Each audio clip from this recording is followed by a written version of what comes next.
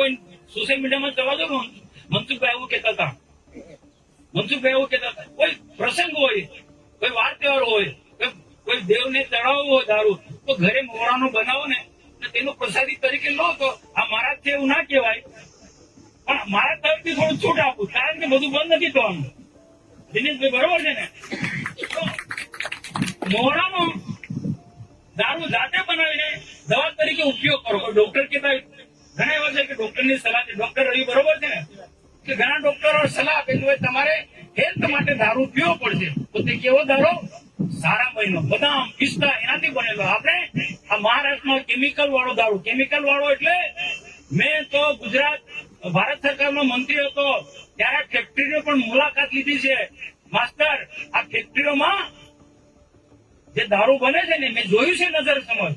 દારૂને strong બનાવવા માટે chemical ની બોટલ આવે છે આટલી, એક પાક ની અંદર નાખે તો, અને આપણા લોકો એક પીએ, ભો કડક, ભો હું ભથરો કડક, હું કડક. અરે માણસનું જીવન શરીરને ખતમ કરી નાખે, અનેક પ્રકારની બીમારીઓ થાય, કેન્સર થાય છે બધી. આ મારી વાત નહીં ગમે.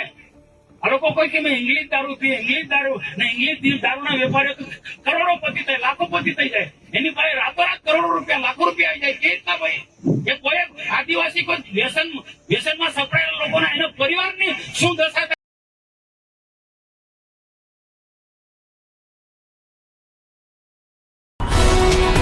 ગુજરાતભરના તાજા સમાચાર મેળવવા માટે અમારી ગુજરાત નેશનલ ટીવી ન્યૂઝને સબસ્ક્રાઇબ કરો, બેલ આઇકોન પર ક્લિક કરો.